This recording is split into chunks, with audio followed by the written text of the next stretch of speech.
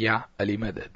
Otherwise, Rai Abu Ali Missionary, wise number 840.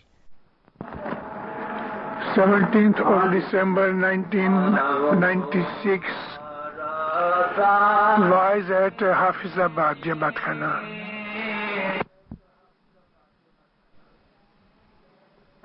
Ya Ali Madad.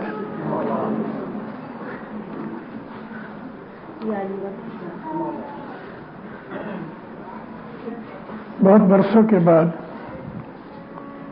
मैं हाफिजाबाद आया हूं।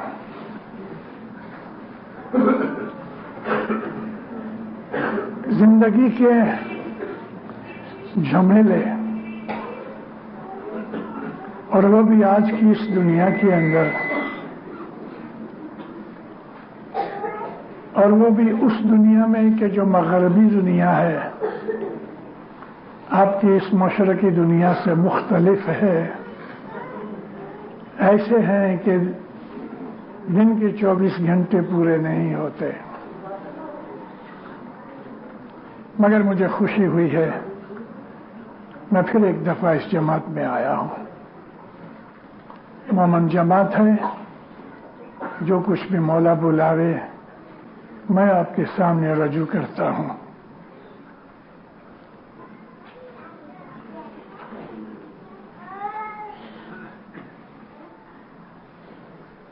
जी दूर देश थी आयो वणजारो,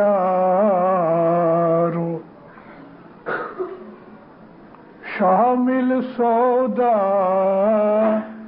कीजिए जी। मौलाना हज़रत इमाम पे सलवात पढ़ो। जिंदा रहो। अल्लाहुम्मा सल्लल्लाहु मुहम्मदिन व आले मुहम्मद। आप बैठ जाइए।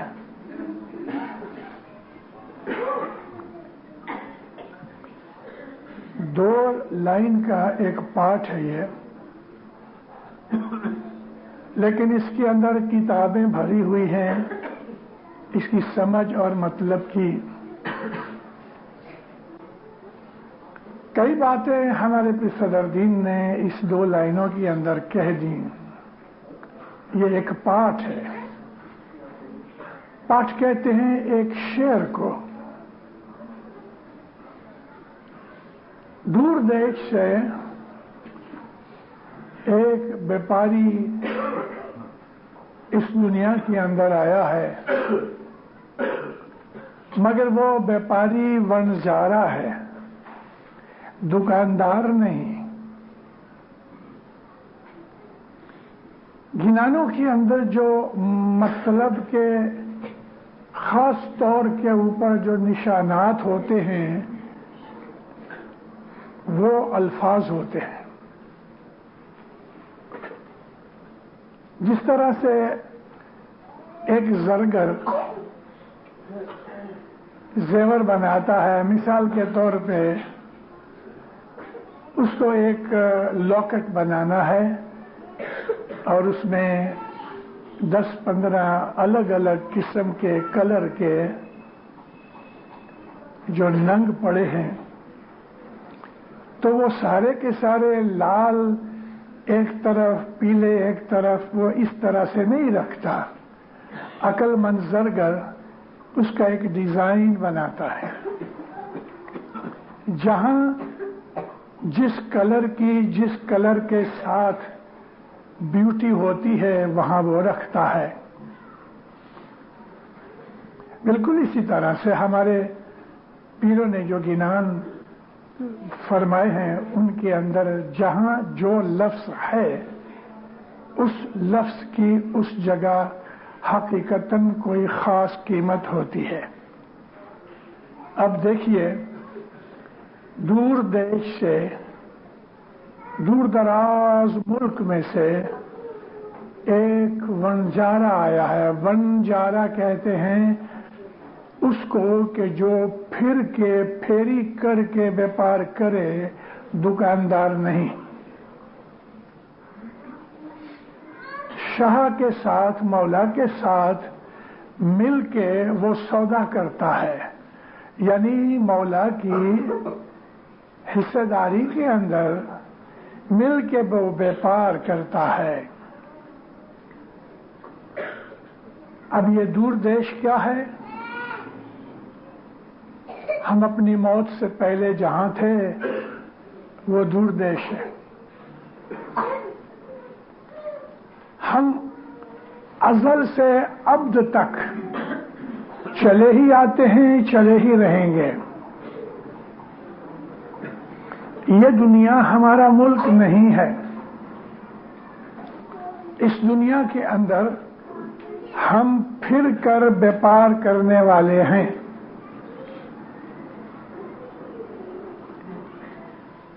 اور اس لیے ہمیں یہ خیال رہنا چاہیے کہ چونکہ یہاں میری دکان مکان نہیں ہے، میں تو پھیری کرنے والا ہوں. ایک گاؤں سے نکلوں گا دوسرے گاؤں جاؤں گا.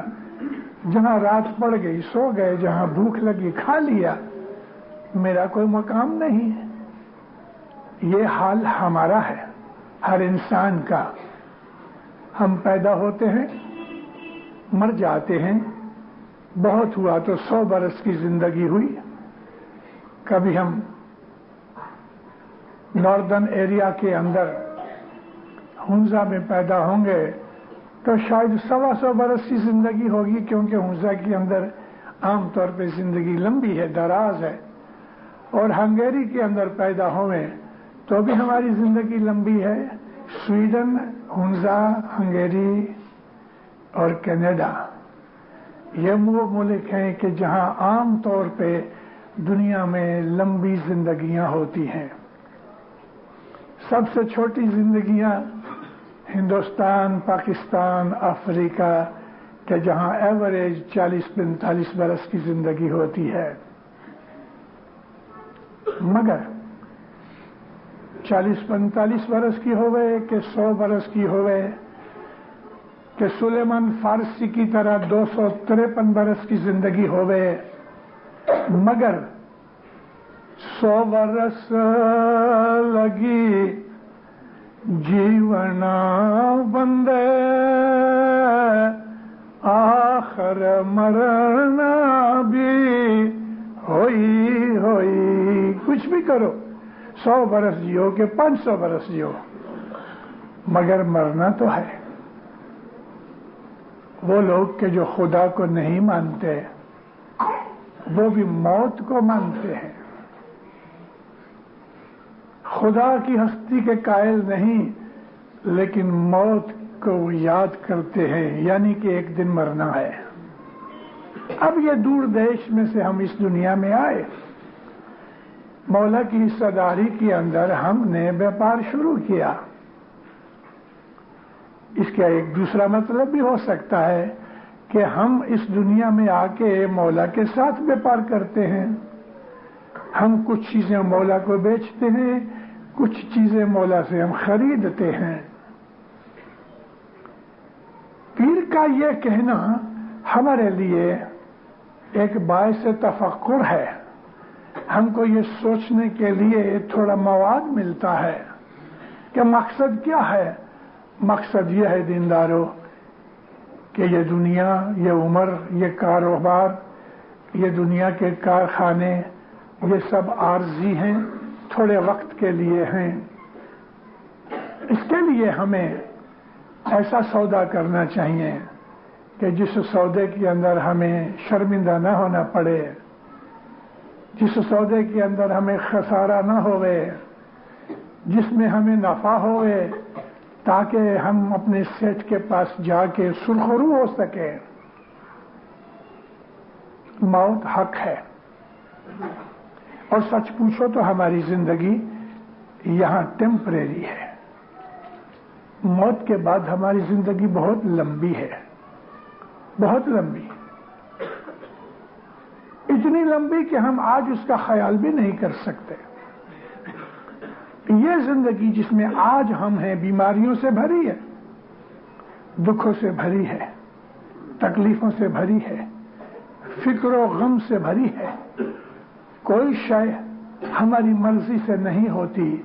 کبھی کبھی ہم اچھا کرتے ہیں، خیال کرتے ہیں تو وہ ہو جاتا ہے، ہم خوش ہوتے ہیں، لیکن ہم جو چاہتے ہیں وہ نہیں ہوتا۔ اس لیے نہیں ہوتا کہ یہ دنیا پہ ہمارا کنٹرول نہیں، ہماری زندگی پہ ہمارا کنٹرول نہیں۔ مولانا امام سلطان محمد شہزاد نے افریقہ کے اندر ایک تعلیقہ بھیجا تھا، کبھی کبھی آپ نے سنا بھی ہوگا۔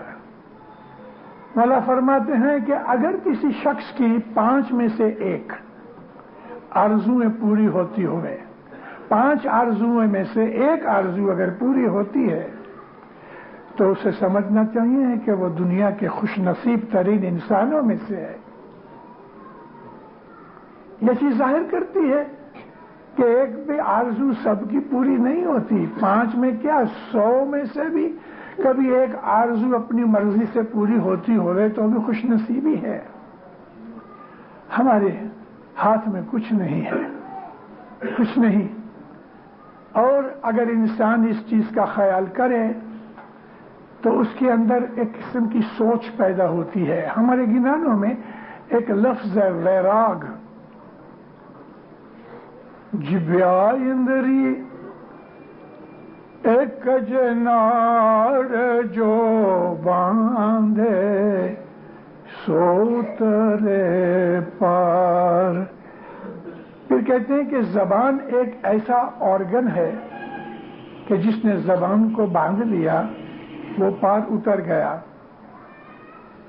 اے اندری تھرونا پاپ نہ جائے، پاپ گیا بنا سدھ نہ پائے۔ زبان کو قابو کیے بغیر گناہ نہیں مٹیں گے، اور جب تک کہ گناہ نہیں مٹیں گے تب تک انسان کو سمجھ نہیں آئے گی، شدھ نہیں آئے گی۔ شدھ تھیا بنا سنتوش نہ تھائے، سنتوش بنا جگتی نہ پائے۔ جب تک کہ انسان کو قناعت کا احساس نہیں ہوگا، یعنی کنٹینٹمنٹ، تب تک اس کے دل کے اندر سکون نہیں آئے گا۔ یہ سارا لمبا گنان ہے۔ کہنے کا مقصد کیا ہے کہ ہماری ساری زندگی میں کون سی چیز ایسی ہے کہ جو ہمیں زیادہ دکھ میں ڈالتی ہے؟ ہاتھ، پاؤں، آنکھ، ناک، کان، پیر کہتے ہیں زبان۔ زبان کے بہت سے کام ہیں۔ سواد کا چکھنا زبان کا کام ہے، کھٹے میٹھے سے فرق کرنا زبان کا کام ہے، کسی کو خوش کرنا زبان کا کام ہے، کسی کو بھڑکا دینا زبان کا کام ہے۔ گالی دیکھ کے دشمن بنا لو، آسانی سے بن جائے گا، اور محبت کے لفظ بول کے دوست بنا لو، زبان کے کتنے کام ہیں۔ حضرت لقمان ایک نبی تھے۔ قرآن شریف کے اندر سورہ لقمان کا ان کے اندر ذکر ہے۔ ایک دفعہ حضرت لقمان اکیلے سفر کر رہے تھے، ڈاکوؤں نے ان کو پکڑ لیا۔ جس طرح سے حضرت یوسف علیہ السلام غلام کے طور پہ بیچے گئے، لقمان علیہ السلام بھی غلام کے طور پہ بیچے گئے۔ جس سیٹھ نے حضرت لقمان کو خریدا وہ سیٹھ بڑا دنیا دار تھا، یوں عبادت کرتا تھا لیکن اعمال خراب تھے۔ اب لقمان علیہ السلام نبی تھے، اور نبی کا تو کام یہ ہوتا ہے کہ ہر جگہ بدی کو دور کرنا، مگر چونکہ وہ غلام تھے اس لیے اپنے آقا کو نصیحت نہیں کر سکتے تھے۔ ایک دفعہ ایسا ہوا کہ کھیتوں میں کام کرنے کے لیے سیٹھ نے، آقا نے یہ کہا کہ اس حصے کے اندر گیہوں بو ڈالو۔ حضرت لقمان نے جو بولیے گیہوں نہ بوئے. جب یہ فصل تیار ہوئی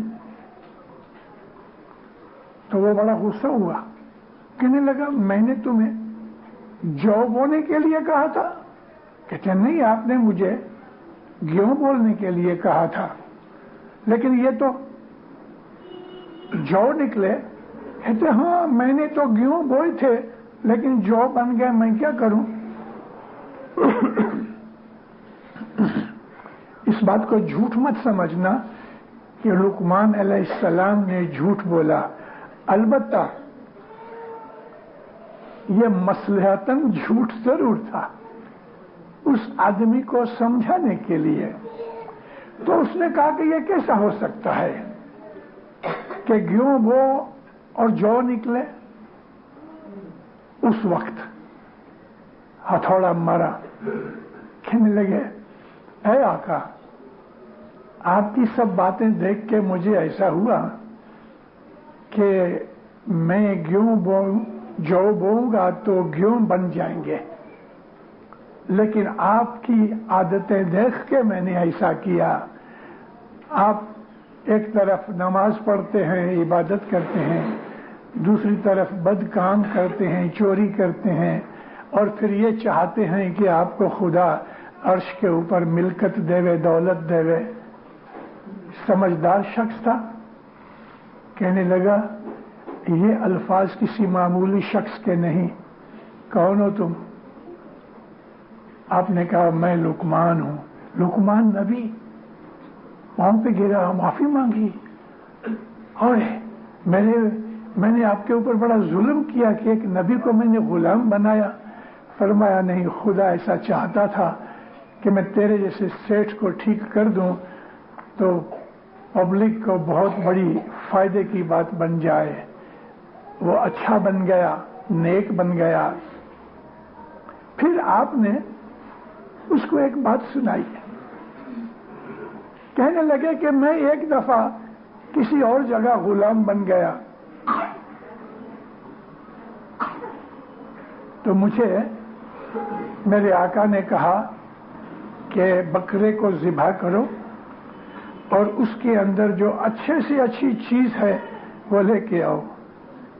لقمان علیہ السلام بکرے کی زبان اور اس کا دل لے کے گئے. پھر دوسرے موقع پہ پوچھا کہ خراب سے خراب چیز لے کے آؤ تو واپس زبان اور دل لے کے گئے. یہ دو چیزیں دل کا مطلب خیالات اور زبان ہے وہ زبان کے استعمال کی بات ہے. اگر انسان کی زبان اس کے قابو میں آ جائے تو دنیا کی بہت سی بدیاں برائیاں دور ہو جائے. جھگڑے کیوں ہوتے ہیں؟ فوراً جھگڑے نہیں ہوتے. پاگل کی طرح ایک دوسرے کو ہم ٹھونسے نہیں مارتے. بیٹھے ہوتے ہیں باتیں ہوتی ہیں باتیں کرتے کرتے آرگیومنٹ ہوتے ہیں. آرگیومنٹ میں سے گرمی ہو جاتی ہے. یہ اس کو تو میں بولتا ہے وہ اس کو تو میں بولتا ہے. زبان آ گئی بیچ میں. ایک دفعہ ہماری مشنریوں کی مہمانی تھی. مولانا امام سلطان محمد شاہ بیٹھے تھے اور زبان کی ہی باتیں ہو رہی تھیں. امام سلطان محمد شاہ داتار فرماتے ہیں کہ دیکھو انسان کی جو زبان ہے اگر وہ دوست بن جائے تو اس کے لیے فائدے کی چیز ہے. اگر زبان دشمن بن گئی تو نقصان کی بات ہے. پھر مولا کہتے ہیں دیکھو دروپدی ہندوستان کے اندر ایک بہت بڑی ستی تھی بڑی عابد تھی لیکن سارے دکھ اس کی بد زبانی کی وجہ سے ہوئے. دروپدی ایسی ستی بد زبانی کیا تھی؟ دریودھن جو تھا اندھا تھا. شام کے وقت اس کو دکھتا نہیں تھا دن کے وقت دیکھتا تھا کیونکہ وہ اندھے باپ کا بیٹا تھا. پانڈووں نے ایک بڑا محل بنایا بڑی پارٹی کی اور دریودھن آیا. نیچے سے نہر نکلتی تھی اس کے اوپر کانچ کا پتھر لگا تھا. اب شام کا وقت ہو چکا इसको ख्याल नहीं आया कि ये क्या है, कपड़े उठा के अंदर पांव रखा, मगर वो पानी तो नहीं था। द्रौपदी ऊपर खड़ी थी, हंस पड़ी, ए अंधे के अंध, यानी अंधे के बेटे अंधे। एक जोक था उसके लिए, लेकिन कितनी बड़ी उसके अंदर खराबी पैदा हो गई। हजारों नहीं बल्कि लाखों आदमी मारे गए, जंग हुई, बर्बाद हो गए, एक औरत की जबान की वजह से। ये जबान औरत की होवे कि मर्द की होवे, ये जबान ऐसी चीज है कि जब हम अपने मौला को कौल देते हैं, वचन देते हैं, इकरार करके कहते हैं कि तू मेरा मुर्शिद है, मैं तेरा मुरीद हूं, तो ये जबान है। यही जबान फिर जाती है तो कहती है तू मेरा कुछ नहीं। यही जबान है जो इंसान को अर्श पे पहुंचाती है, यही जबान है जो इंसान को दोज़ख में पहुंचा देती है। तो पीर का कहना ऐसा है कि जबान को काबू रखो तो तुम कहां तक पहुंचोगे? खुदा ताला के दीदार तक पहुंचोगे। मैंने यह बात इसलिए निकाली कि हमारी जिंदगी के अंदर, जैसा कि मैंने कहा कि हम व्यापार करने आए हैं, हम बन जा रहे हैं, फिर के हम व्यापार करते हैं।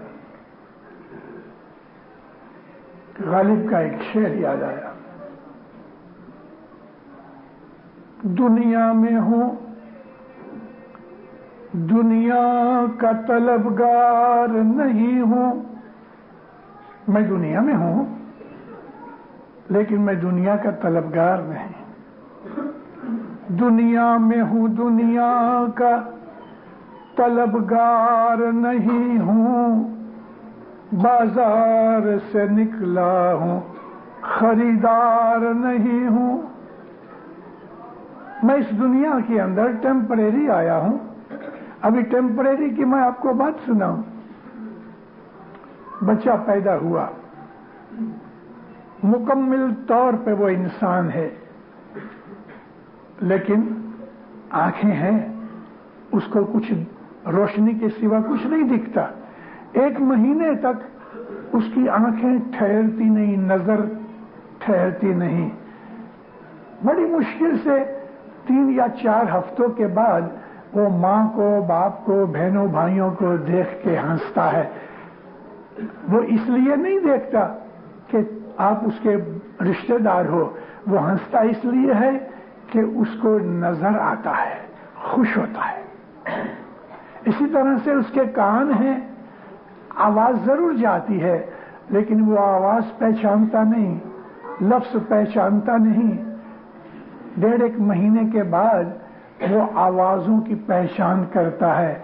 मां की आवाज समझता है, बाप की, बहनों भाइयों की आवाज समझता है।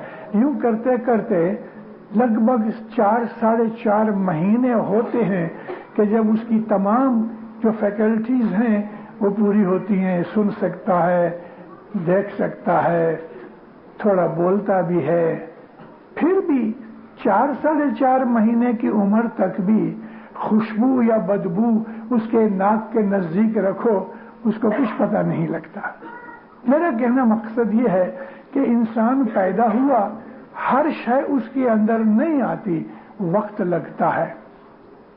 तकरीबन 2.5-2.25 बरस के अंदर उसके अंदर जो सीखने की ताकत है वो आती है, और फिर वो चीजें कॉपी करता है, नकल करता है।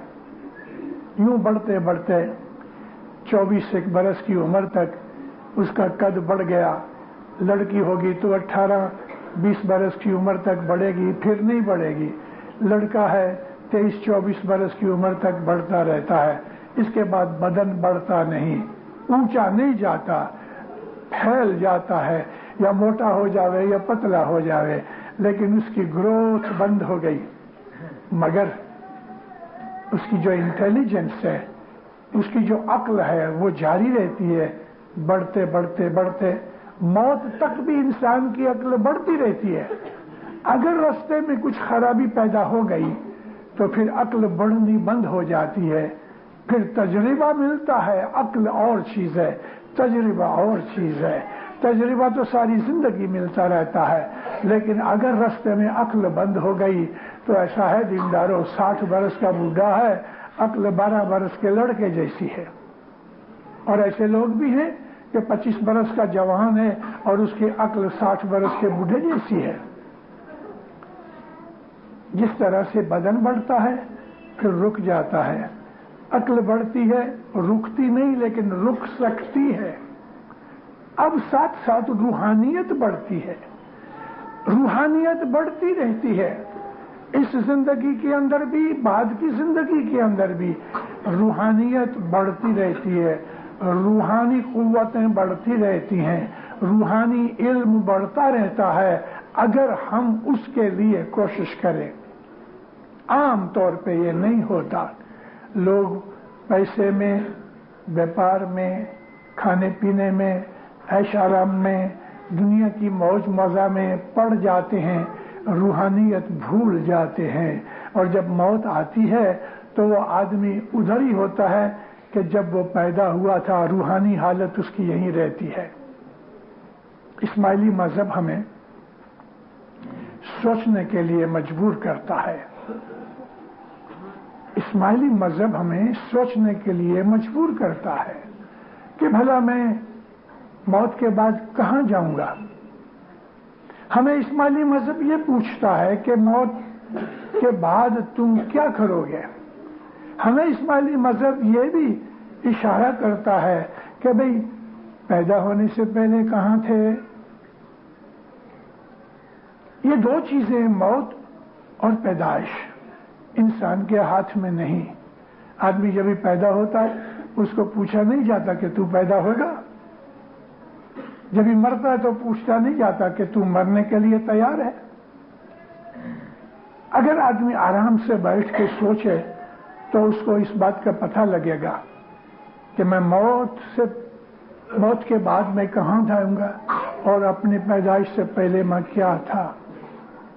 बहुत से गिनान हैं, मैं आपको गिनानों में से सैंपल्स बता के बताऊं तो उसकी मुझे जरूरत महसूस नहीं होती, इसलिए कि आप रोज गिनान सुनते हैं और गिनानों के अंदर मौत का जिक्र आता है। अमूमन लोग मौत को भयानक समझते हैं, मौत की बात से डर जाते हैं, लेकिन वो लोग के जो नादान हैं वो मौत को एक भयानक चीज समझते हैं।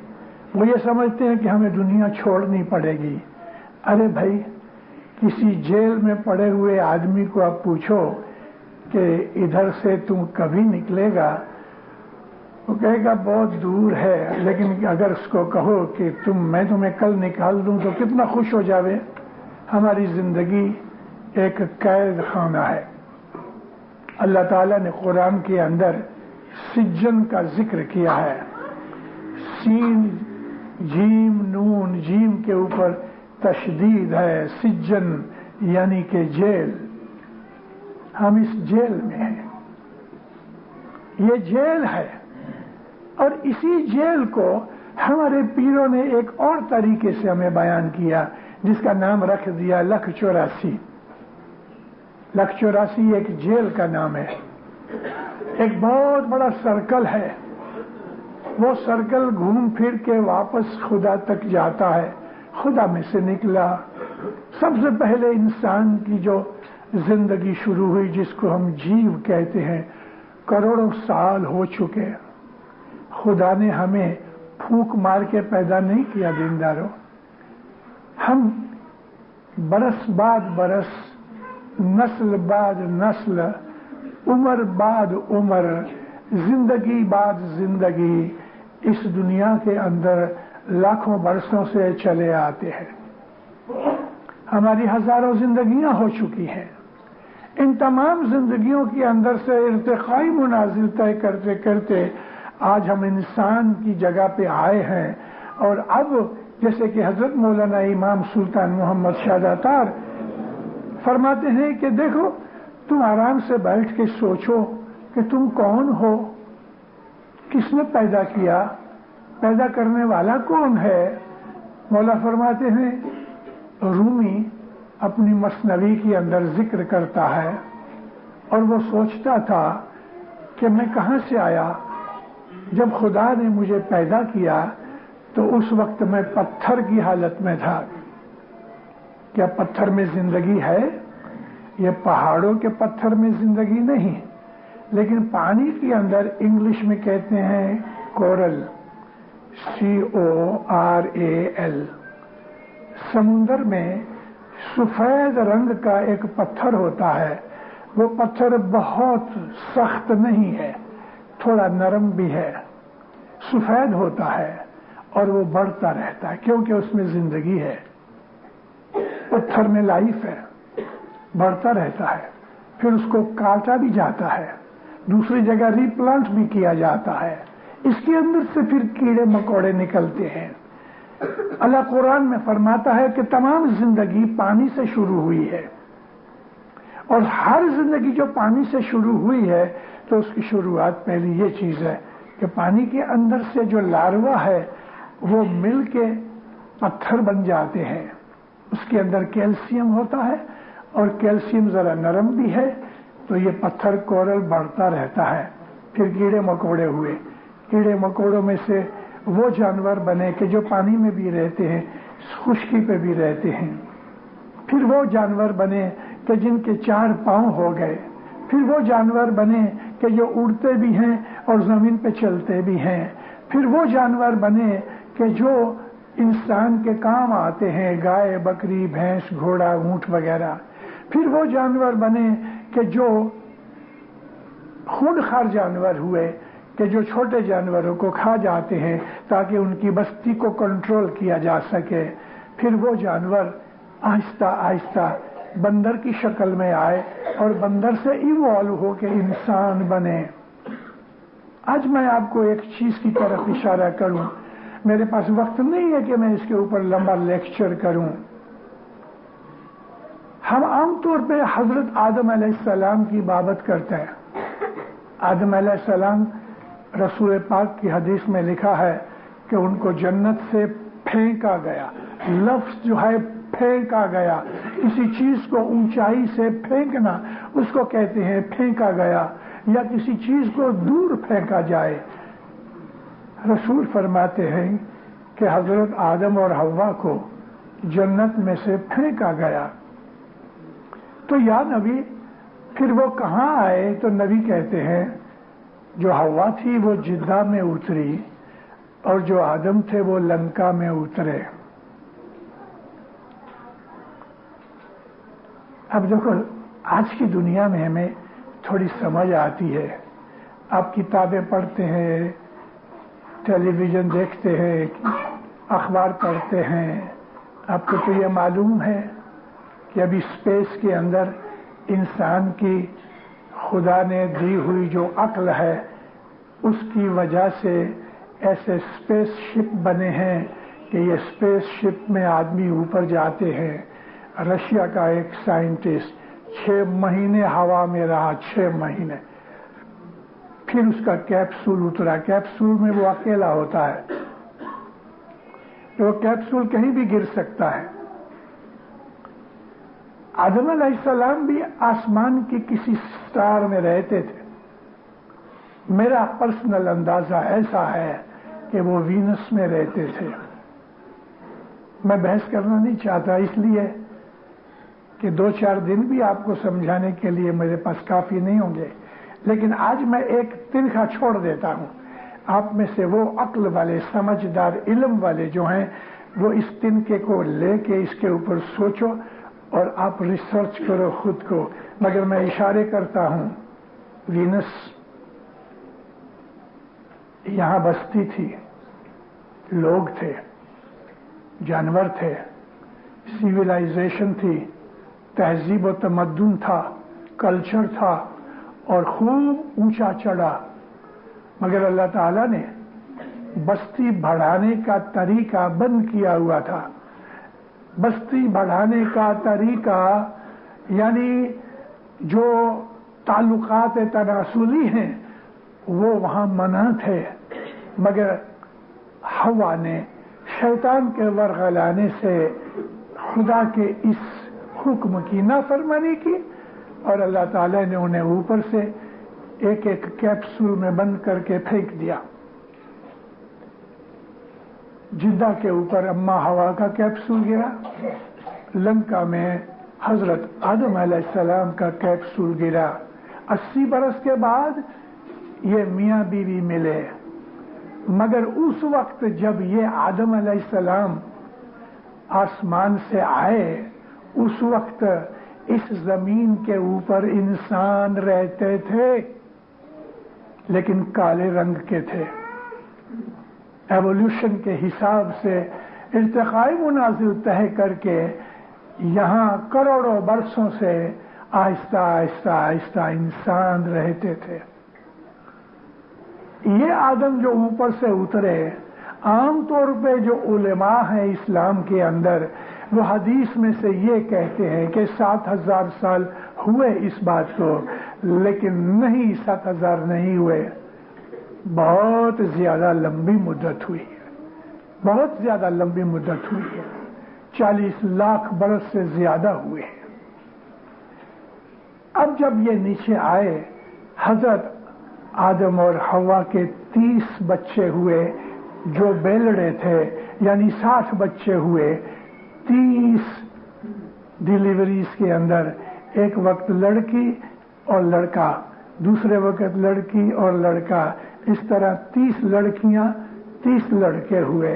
इन्होंने यहां के पहले से रहने वाले इंसानों के साथ आपस में शादियां की।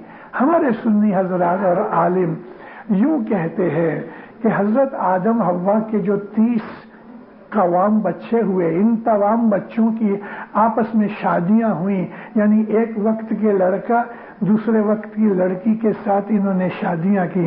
अस्तगफिरुल्लाह, हम इस्माइली इस बात को नहीं मानते, क्योंकि भाई और बहन के अंदर शादी नहीं हो सकती, लेकिन हमारे सुन्नी आलिम हजरात इस बात को इस तरह मानते हैं, मगर ये गलत है।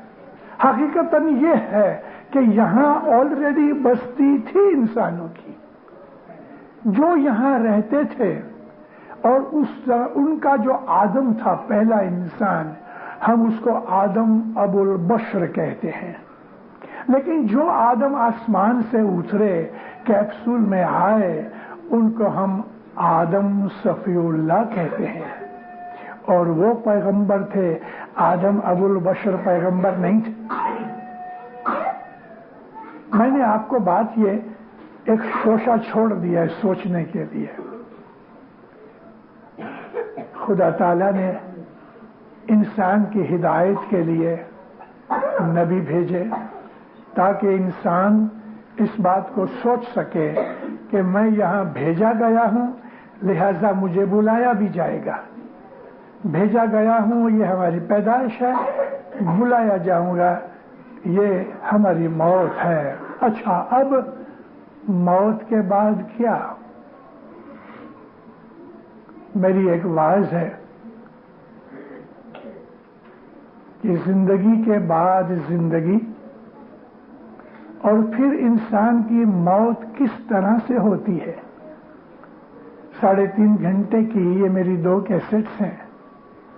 मैं सारी वाज आपको सुना नहीं सकता, न मैं सुनाना चाहता हूं, लेकिन मैं ये जरूर कहना चाहता हूं कि आप में से वो लोग कि जो समझदार हैं, वो ये समझें कि भाई मौत के बाद मैं कहां जाऊंगा। अगर कोई इंसान इस बाबत को समझ ले तो उसकी जिंदगी बदल जाएगी। झूठ बोलना छूट जाएगा, गुनाह करने छूट जाएंगे, किसी का माल खाना छूट जाएगा। तो तमाम बदियां जो आज की दुनिया के अंदर आम तौर पे कॉमन है, ऐसे आदमी को कि जो सोच समझने वाला है, उसके अंदर से ये बदियां निकल जाएंगी। उसको ये चीज फील रहेगी कि मुझे खुदा ताला के पास जाके हिसाब देना है, और हमें हिसाब देना है। जब मौत आती है, हजरत इमाम जाफर सादिक सल्लल्लाहु अलैहि का एक फरमान है।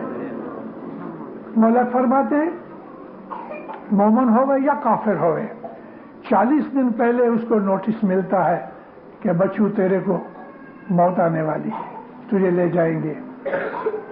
काफिर को भी मोमिन को भी 40 दिन पहले मौत का ऐलान सुनाया जाता है। काफिर समझता नहीं, मोमिन समझ लेता है। हर मोमिन नहीं समझता, लेकिन वो लोग के जो इबादत करते हैं उनको ये खबर हो जाती है कि मेरा वक्त अभी नजदीक है। और ऐसे बहुत से हमारी जमात के अंदर ऐसे मोमिनीन हुए भी हैं कि जिन्होंने अपने बच्चों को कह दिया मेरा अभी वक्त थोड़ा है, मैं जाने वाला हूं, और उन्होंने जो टाइम मुकर्रर किया कि इस दिन मैं जाऊंगा, हकीकत में वो चले गए। इंसान को पता लग सकता है, मगर जब इंसान को मौत की खबर दी जाती है 40 दिन पहले और उसको इसका पता नहीं लगता, या दो थोड़े से आदमी हैं कि जो इस बात को महसूस कर सकते हैं, तो वो अपनी तैयारियां करते हैं। तैयारी तो सारी जिंदगी होनी चाहिए, लेकिन क्या होता है जब इंसान को मौत नजदीक आती है, उसके हार्ट की बीटिंग में फर्क पड़ जाता है और उसके दिमाग के अंदर इस बात का एहसास हो जाता है कि कुछ होने वाला है। मोमिन समझता है मेरा वक्त आ गया। काफिर को खौफ पैदा होता है, डर पैदा होता है कि कुछ होने वाला है, उसका दिल डर जाता है। अल्लाह ताला कुरान में फरमाता है जो मेरे मोमिन हैं, मौत के वक्त मैं उनके पास फरिश्ते भेजता हूं, वो खूबसूरत फरिश्ते होते हैं कि मोमिन उसको देख के खुश होता है और समझता है कि मुझे अल्लाह ने बुलाया है। लेकिन जो काफिर हैं, खुदा कहता है कुरान में, उनके पास मैं भयानक और डरावने ऐसे फरिश्ते भेजता हूं कि उसको देख के पेशाब खता हो जाता है, पखाना निकल जाता है। मौत जो है वो भयानक नहीं, इंसान के आमाल भयानक है, उसकी वजह से ये ऐसा होता है। हमको पीर ने ये प्रोसेस गिनान में फरमाया है कि सबसे पहले जब ये मौत का फरिश्ता आता है, वो एक्चुअली बाहर से नहीं आता, अंदर ही होता है। पीर कहते हैं कि इंसान जब ही पैदा होता है, जब उसका बीज मां के पेट में शुरू होता है तो मौत उसके साथ होती है। जहां जिंदगी है वहां मौत साथ है। ये फरिश्ता फिर मौत के वक्त क्या होता है, पहले लीदा कोट, कोट कहते हैं किले को, ये जो हमारी छाती है ये किला है, चारों तरफ से पसलियों से बंद है, फेफड़े किला है, इसके अंदर हार्ट है। तो फिर कहते हैं पहले लीदा कोट, पछी लीदा नौ दरवाजा। कोट यह है कि हार्ट स्टॉप हो गया। जो ही हार्ट बंद हुआ, सांस बंद हो गई, और इसके बाद 9 दरवाजे बंद हो गए। सांस नाक से बंद हो गई, मुंह बंद हो गया, न पानी अंदर जा सकता है, न अंदर से कोई चीज बाहर आती है। आंखें पथरा गई, कान बंद हो गए। पहले लीदा कोट, पछी लीदा 9 दरवाजा। इस तरह ये मौत का प्रोसेस शुरू होता है। जो अंदर बादशाह है वो रूह है। जो ही मौत का फरिश्ता आया, रूह निकल जाती है। लेकिन मोमिनो, रूह के निकल जाने से मौत नहीं होती। मौत तो जीव का कारण है। हमारे बदन के अंदर एक चीज रूह है जो हमारी अक्ल में रहती है, दूसरी चीज जीव है कि जो हमारी जिंदगी की फोर्स है, ताकत है, वो हार्ट में रहती है। इसको कुरान शरीफ ने हयातुद दुनिया कहा है, और रूह और चीज है, जीव और चीज है। दुख और सुख जीव को है, रूह पाक है। रूह तो खुदा के नूर है, इसलिए कोई भी दुख सुख रूह को नहीं लगता, लेकिन जीव को लगता है। गुनाह जीव करती है, रूह नहीं। लिहाजा जो ही मौत आती है रूह तो निकल जाती, अब बॉडी रह गई जो खाती नहीं, पीती नहीं, बोलती नहीं, चलती नहीं, एक पत्थर की तरह है, मगर जीव अभी अंदर है और वहां उसका इंतजाम अकाउंट हो रहा है। आमतौर पे आला दर्जे के जो मोमन होते हैं वो चंद मिनटों में बल्कि सेकंडों में गुजर जाते हैं, मगर जो काफिर हैं, जो बदमाश हैं, जिनके अमाल अच्छे नहीं, तो रूह तो निकल जाने के कई घंटों कई दिनों बाद तक उनका जीव अंदर रहता है। बाज दफा हम दफन कराते हैं मगर हकीकतन जीव उस बॉडी के अंदर अभी भी है। और जीव अंदर होने की एक निशानी यह है कि बदन सड़ता नहीं। बदन तब सड़ना शुरू होता है कि जब जीव निकल जाता है। हमारे बदन के अंदर हिसाब बिगड़ के सेल्स हैं। वो लोग के जो साइंस सीखे हैं, वो लोग के जिन्होंने थोड़ी बहुत बायोलॉजी सीखी है, उनको पता है कि हमारे बदन के अंदर सेल्स हैं, करोड़ों से करोड़ों सेल्स हैं और हर सेल के अंदर लाइफ है।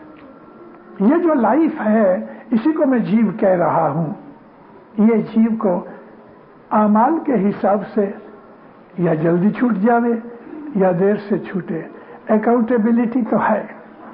यही मौत हमारी कयामत है। रसूल अकरम से पूछा गया, हर बशर की जो मौत है उसकी कयामत है, लेकिन एक ऐसा वक्त आएगा कि सारी दुनिया के जिसमें करोड़ों आदमी होंगे वो एक वक्त में साथ मर जाएंगे, तो ये करोड़ों की मौत या कयामत एक वक्त होगी। मगर हर इंडिविजुअल जब भी मरता है तो आला दर्जे के मोमन होते हैं वो जल्दी छूट जाते हैं, मगर बदअमाल लोग जो होते हैं, बदमाश होते हैं, उनको तो कई कई दिन लग जाते हैं। हिसाब किताब जीव अंदर होता है। इसलिए हमें मजहब ने जो बताया है कि दुनिया में नेक आमाल करो ताकि तुम्हारा आखिरी वक्त साफ, अच्छा और आसान हो जाए। रसूल पाक बैठे बैठे फरमाते हैं, लोगों ने कुछ सवाल किए थे कि या नबी, आदमी की जब मौत होती है तो मौत के वक्त इंसान को दुख होता है? हुजूर फरमाया, मोमन की मौत इस तरह होती है कि मक्खन में से बाल खींच लो, लेकिन काफिर की मौत इस तरह होती है कि जैसे रेशम का एक कपड़ा किकर के दरख्त के ऊपर या बेरी के ऊपर डाल के खींचो तो तार तार जुदा होती है। हुजूर फरमाते हैं कि बदमाश गुनहगार की मौत इस तरह दुख से होती है। हमारे गिनानों के अंदर हमें जो ये कहा गया है कि आखिरत का ख्याल करो, मौत का ख्याल रखो, जैसे कि मौला मुर्तज़ा फरमाते हैं, मौत को याद करो, रब से डरो तो तुम दिल वसे रब का नूर, खुदा से डरो और मौत को याद रखने से हमारे दिल के अंदर खुदा का नूर पैदा होता है। इसलिए कि हम बदियां नहीं करते, गुनाह नहीं करते। अगर कोई शख्स गुनाहों से बचता रहे तो ये भी एक इबादत है। गुनाह से बचना इबादत है, गुनाह न करना इबादत है, गुनाह का ख्याल भी न करना इबादत है। और जो आदमी कम में कम गुनाह करे और अपने गुनाहों को मिटाता रहे तो वो खुद एक आबिद है।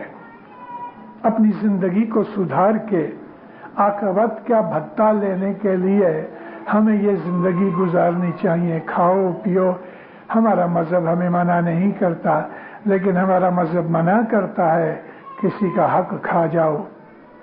हमारा मजहब मना करता है कि बददयानती करो। हमारा मजहब मना करता है कि गैर औरत के ऊपर या गैर मर्द के ऊपर बदनजरी करो। हमारा मजहब मना करता है कि झूठ न बोलो। हमारा झूठ बोलने की मना है। तमाम किसी भी बदियों के लिए हमें ये कहा गया है कि अपने आप को संभालो।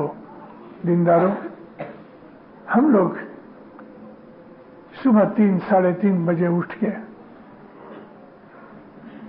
اس پیدا کرنے والے کو یاد کرتے ہیں، شکر گزاری کرتے ہیں.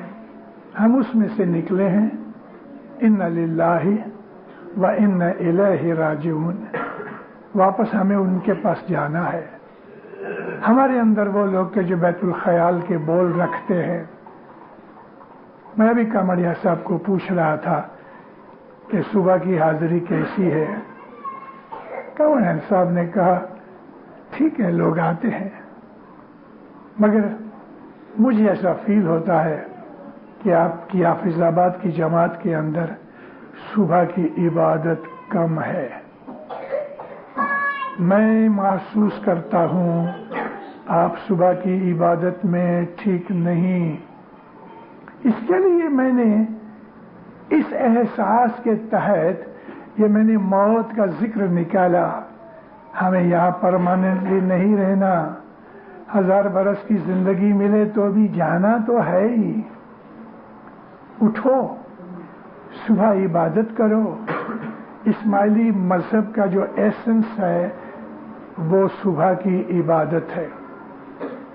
3 وقت کی دعا پڑھنا، روز جماعت خانے آنا، حضر امام کا حق مال واجب 10 دینا، یہ ہمارے مذہب کی جو بنیادی اصول ہیں ان میں سے یہ ایک چیز ہے. لیکن ہماری اصل چیز صبح کی عبادت ہے. وہ لوگ کہ جن کے پاس بول ہیں، وہ لوگ کہ جو اس میں اعظم مولا کے پاس سے لے کے آئے ہیں. حضر امام آپ کو گھر دینے کے لیے نہیں آیا. ہم حضر امام کے پاس گئے تھے اور عرض کی کہ یا مولا مجھے اس میں اعظم دے. حضر امام پوچھتے ہیں کسی کے کہنے سے آئے ہو، اپنی مرضی سے آئے ہو؟ تاکہ حضر امام ہمیں جگانا چاہتے ہیں کہ میں مولا کے پاس گیا ہوں اس میں اعظم لینے کے لیے، اور جب مولا نے رحم کر کے مجھے یہ اس میں اعظم کی بخشش دی ہے تو پھر میرا یہ فرض ہے کہ میں زندگی بھر اس چیز کو نبھاؤں.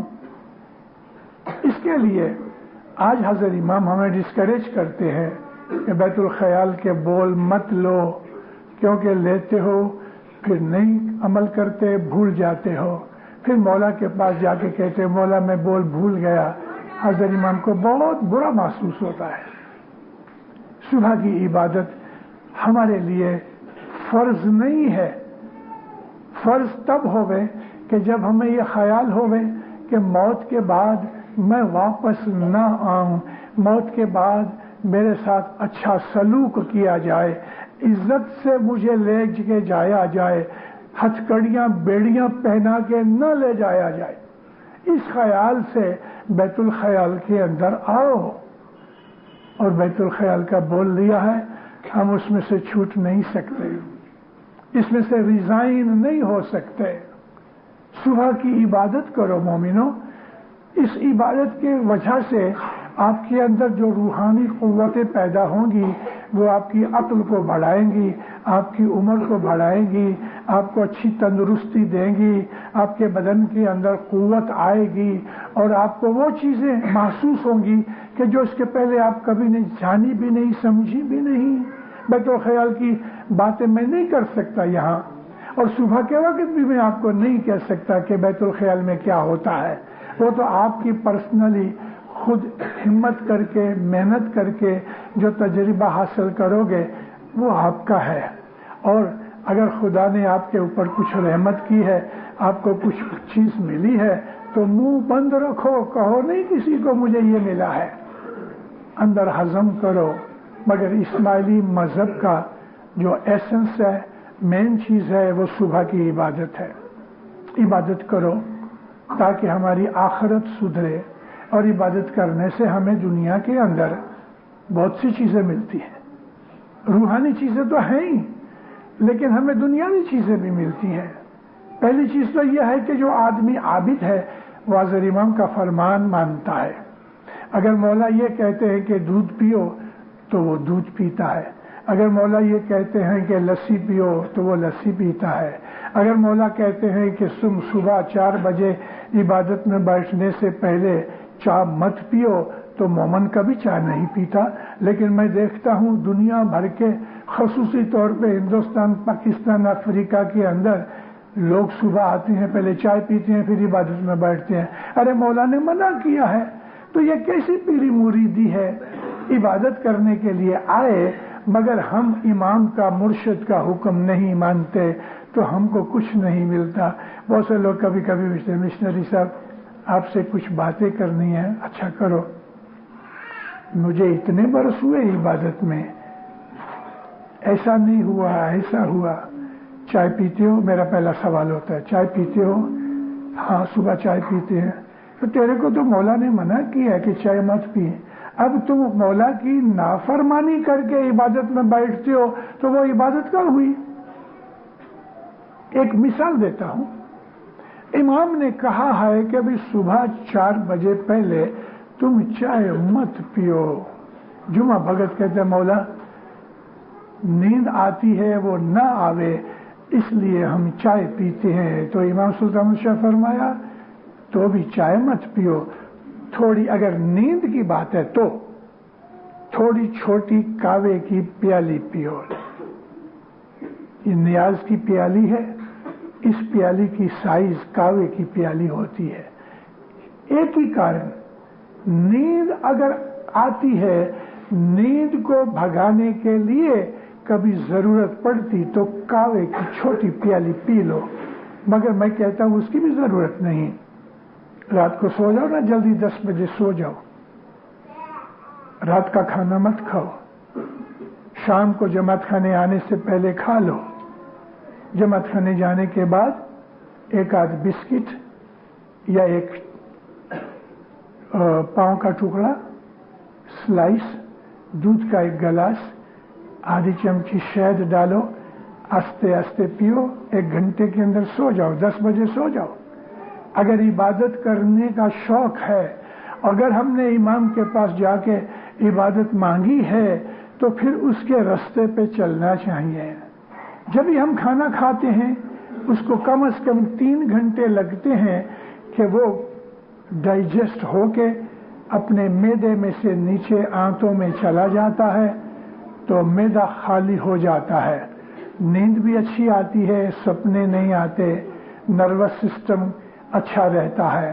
لیکن جو پیٹ میں اگر کھانا پڑا ہے اور ہم سوتے ہیں تو یہ پیٹ کا کھانا کیا بخارات دماغ تک پہنچتے ہیں، نروس سسٹم ڈسٹرب ہوتا ہے، ہم کو نیند اچھی نہیں آتی اور ہم کو بہت سپنے اور ڈریمز آتے ہیں.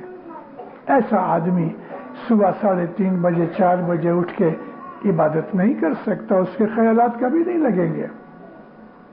صبح کی عبادت کا ایک طریقہ ہے، یہ ایک کورس ہے. اس وجہ سے اس کی قیمت چکاؤ، اس کی فیس دو. اور یہی کہ رات کو 10 بجے سو جاؤ، صبح اٹھ کے مولا کی عبادت کرو، سارا دن نیک کام کرو، کسی کا حق نہ کھاؤ، کسی کا گناہ نہ کرو، سارا دن مولا کو کسی نہ کسی طریقے سے یاد کرتے رہو. 4 اور 5 بجے کے درمیان کے جو عبادت مولا نے دی ہے یہ 4 اور 5 ہی ہونا چاہیے. یہ وقت دوسری جگہ ہم نہیں لگا سکتے. ہم اپنی مرضی سے وقت کی تعین نہیں کر سکتے. ایسا نہیں ہے کہ 6 بجے اٹھ کے عبادت پہ بیٹھ جاؤ. نہیں دیندار، 4 بجے عبادت پہ بیٹھ جاؤ. بھلے پھر 10 منٹ عبادت کرو، 20 منٹ کرو. لیکن اگر عبادت کا شوق لگ گیا، اگر آپ نے عبادت شروع کی اور آپ کو اس کے اندر سواد آ گیا تو آپ کی گاڑی خود بخود چلتی رہے گی. سارا دن آپ صبح اٹھنے کے لیے انتظار کرو گے کہ کب جلدی رات ہوئے، میں صبح اٹھ کے عبادت کروں. عبادت کے لیے طلب پیدا ہوگی، عبادت کرنے کے لیے شوق ہوگا. کوئی آدمی سگریٹ پینے والا ہے اور ایسی وائز میں 1.5-2 گھنٹے اور جماعت میں بیٹھے تو اس کے اندر کھجلی ہوتی ہے دل کے اندر، کب یہ مشنری جان چھوٹے، نیچے جا کے ایک سوٹا لگاؤں. میں خالی ایک محض آپ کو مثال دے رہا ہوں. یا کوئی آدمی کو اس طرح کی کوئی اور عادت پڑے تو عادت اس کو بیٹھنے نہیں دیتی. عبادت کی عادت جب ہوتی ہے، جب عبادت انسان کو نشہ دیتی ہے تو وہ نشہ اس دنیا کا نشہ نہیں ہوتا، وہ نشہ الہی اور نورانی نشہ ہے. کہ جس کا اثر 23 گھنٹے اس کی زندگی کے اوپر ہوتا ہے. صبح کی عبادت ہمارے مذہب کا سب سے بڑا بخشش والا کام ہے. اسی لیے ہم اس کو موٹو کام کہتے ہیں, بڑا کام کہتے ہیں. مولا کے پاس سے ہم آئے ہیں, واپس مولا کے پاس جانا ہے. اس زندگی کے اوپر تف ہے. کیا ہے اس زندگی میں؟ پھر بھی ہم کو چونکہ دنیا میں بھیجا گیا ہے, ہمیں اولاد بھی بنانی ہے, روزی بھی کمانی ہے, بدن کا خیال بھی کرنا ہے, ہمیں آرام اور آسائش بھی چاہیے. ہم کو منع نہیں کیا گیا کہ آپ اچھے کپڑے نہ پہنو, اچھا کھانا نہ کھاؤ, گاڑی میں نہ پھرو, بنگلہ نہ بناؤ. ہم کو منع نہیں کیا گیا. لیکن مولا کہتا ہے دنیا کے اندر اچھی زندگی پاؤ, آخرت میں بھی اچھی زندگی پاؤ. اس کے لیے ایسے کام کرو کہ ادھر بھی اچھی زندگی ملے, وہاں بھی اچھی زندگی ملے. جو آدمی صبح کی عبادت کرتا ہے, ہر روز جماعت خانے آتا ہے, برابر وہ دعا پڑھتا ہے, اپنی کمانی میں سے 10 دیتا ہے, اعمال نیک کرتا ہے, گناہ نہیں کرتا, میں آپ کو سچ کہتا ہوں دینداروں, وہ اس دنیا کے اندر بھی بادشاہ ہے اور موت کے بعد بھی وہ بادشاہ بنے گا. یعنی اس کو کوئی دکھ نہیں, کوئی غم نہیں, کوئی خوف نہیں, کوئی فکر نہیں, کچھ نہیں. اس کو ستانے والا کوئی نہیں, کوئی بد روح اس آدمی کو نہیں ستائے گی, کوئی جادوگر اس کے اوپر جادو نہیں کر سکتا, کوئی جنات اس کو تکلیف نہیں دے سکتے. وہ تو ایسا ہے کہ جیسے چلا جاتا ہے تو فرشتے اس کو سلام کرتے ہیں, تینے دیر لوگ پرنام کرے. اور واللہ عبادت والے آدمی کے ساتھ فرشتے چلتے ہیں. عبادت والے آدمی کے کچھ کام ہوتے ہیں, اس کو یوں ہاتھ اٹھا کے دعا مانگنے کی ضرورت نہیں رہتی. دعا مانگنا اچھا ہے, مولا کے سامنے عاجزی ہے, لیکن اگر آپ عبادت کرو تو پھر آپ کو یہ دعا مانگنے کی ضرورت نہیں, کیونکہ آپ کی خود کی کمائی ایسی ہے. آپ کو ایسا خیال ہے, میں محض آپ کو ایک مثال دے رہا ہوں کہ بہت دنوں سے آپ نے سموسے نہیں کھائے, محض مثال ہے. آپ کا خیال ہوا آج کل یہ مجھے سموسے ملے تو واللہ کہیں نہ کہیں سے آپ کو سموسے مل جائیں گے. عابد خدا کا پیارا ہے, فرشتے اس کو سلام کرتے ہیں. وہ جب کوئی خواہش آرزو کرتا ہے وہ پوری ہو جاتی ہے. ہم دنیا کے پیچھے بھاگ رہے ہیں. یہ دنیا کسی کی بنی نہیں اور کسی کے ہاتھ آئی نہیں. شکر مانگو, مولا کا شکر کرو. مولا کے حضور میں سے یہ مانگو کہ مولا ہمیں محتاج نہ کرنا کسی کا, ہماری روزی تنگ نہ کرنا, ہمیں اچھی تندرستی دینا, کبھی بے عزت نہ ہونے دینا. اور واللہ آپ جو عبادت کرو گے تو یہ تمام چیزیں آپ کو ملیں گی, اور دین و دنیا کے اندر آپ کی آبادی اور چڑھتی ہوگی, دل کے اندر سکون ہوگا. جس گھر میں عبادت ہوتی ہے وہاں جھگڑے نہیں ہوتے. میاں بیوی کے جھگڑے کیوں ہوتے ہیں؟ دونوں میں ایک یا دونوں خود غرض ہیں, سوارتھی ہیں. میرا کیا, مجھے یہ چاہیے. وہ کہتا ہے مجھے چاہیے. جہاں عبادت ہوتی ہے تو وہاں یہ نہیں ہوتا. عبادت سے گھروں میں اور دل کے اندر سکون ہوتا ہے. عبادت کی وجہ سے آدمی کے ارد گرد ایسا ماحول پیدا ہو جاتا ہے کہ غیر لوگ بھی اس کی عزت کرتے ہیں, بھلے جانتے نہیں, مگر اس کا چہرہ دیکھ کے کہتے ہیں یہ آدمی کوئی معمولی نہیں ہے. عبادت کرو, عبادت کرو. سارا دن مولا کو کسی نہ کسی طریقے سے یاد کرو.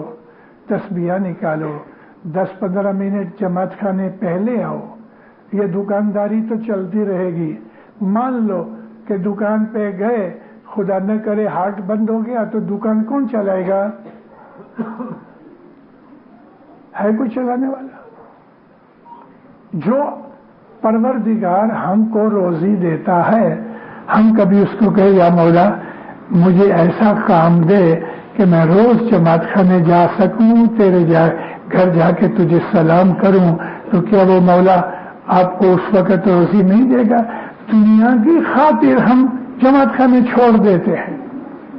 جو خدا آپ کو 12 گھنٹے محنت کرنے سے روزی دے رہا ہے، اس خدا میں یہ طاقت ہے کہ 8 گھنٹے کام کرو تو روزی ملے؟ ہاں، وہ پروردگار کر سکتا ہے۔ جماعت خانے روز آؤ۔ مولانا حضرت امام نیروبی آئے۔ میں 4-5 جگہ اپنی آوازوں میں یہ ذکر کر چکا ہوں۔ نیروبی آئے، فرمان کیے، آرام سے بیٹھا، ادھر ادھر دیکھتا رہا۔ مکھی کہتا مولا میں ایک اچھی بات سناؤں، ماں باپ ایسا ہو گیا اس کی طرف۔ کیا ہے مکھی؟ کہتے مولا آج کل جماعت خانے کی حاضری بہت اچھی ہو گئی۔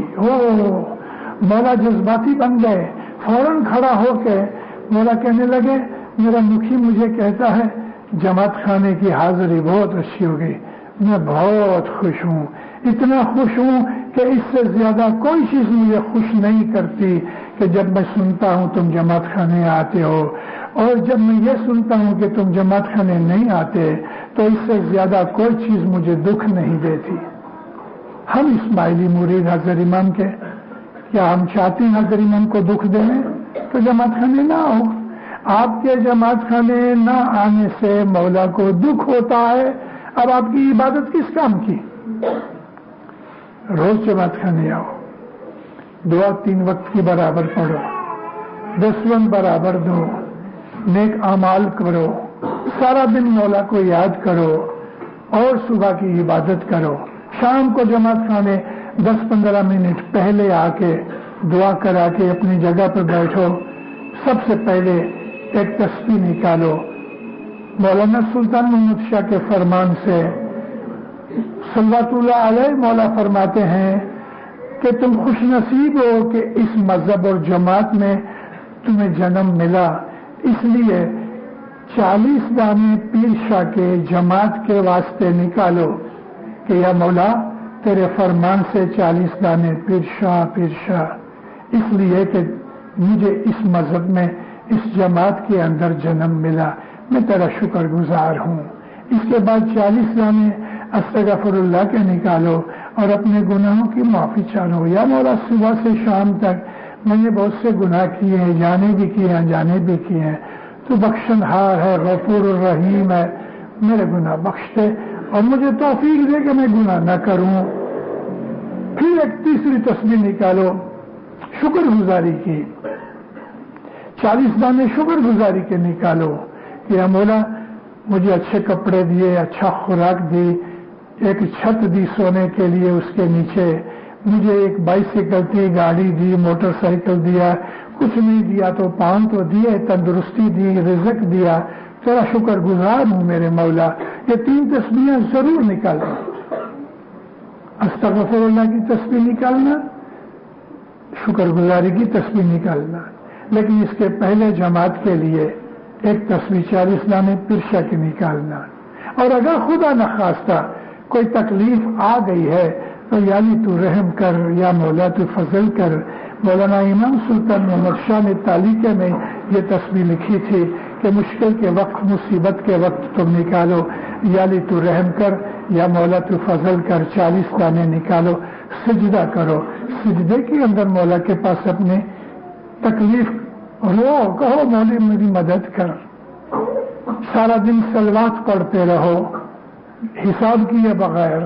صلوات ہے وہ رسول اکرم صلی اللہ علیہ وآلہ وسلم کے اوپر، حضرت امام کے اوپر، آل رسول کے اوپر ہم ایک قسم کا تحفہ دیتے ہیں، اس کے بدلے میں ہمیں سکون ملتا ہے، سکھ ملتا ہے، آفتیں بلائیں دور ہوتی ہیں اور ہمارا ایمان مضبوط ہوتا ہے۔ صلوات پڑھنے سے ایمان مضبوط ہوتا ہے۔ اگر ہمارے گھر میں کوئی ایسا بچہ ہے کہ جس کا ایمان مضبوط نہیں، جماعت خانے نہیں آتا، تو اس کی ماں کو میں کہتا ہوں کہ صلوات کی پوری تسبیح 101 دانے کی نکال کے سجدے میں اپنے اس بچے کے لیے، خامند کے لیے، بھائی کے لیے، یا جو کچھ بھی ہے جو جماعت خانے نہیں آتا، جس کا ایمان کمزور ہے، اس کے لیے سجدے میں دعا مانگو۔ مولا مشکل کشا اس کی سنتا ہے اور اس کی مدد کرے گا۔ اس طرح سے اپنی زندگی کو سدھارو۔ اپنی زندگی کو آخرت کے لیے تیار کرو اور موت کے بعد آنے والی زندگی کے لیے آج پہلے سے تیار ہو جاؤ. مولا آپ کو سکھی آباد کرے، ایمان کی سلامتی دے وے، حقیقتی سمجھ دے وے، بدیوں برائیوں سے بچاوے، نافرمانی سے بچاوے، گناہوں سے بچاوے، گناہ سے بچنے کی طاقت دے وے، زمینی آسمانی سب بلائے دور کرے. مولا اپنی پناہ میں میٹھی نظر میں رکھے، بخششیں دے وے، فرمان بردار بناوے، دسمن سکریت میں پورا رکھے، تندرستی زیادہ کرے، ایمان زیادہ کرے، عزت آبرو زیادہ کرے، جماعتوں میں اور کنبوں میں اتفاق محبت زیادہ کرے. مولانا حضر امام آسان روزی دے لے، مولانا حضر امام کسی کا محتاج نہ کرے. مولانا حضر امام ہمیشہ آپ کی نیک امیدیں پوری کرے. سکھی اور آباد بنو، سکھی بنو، آباد بنو، سکھی بنو، آباد بنو.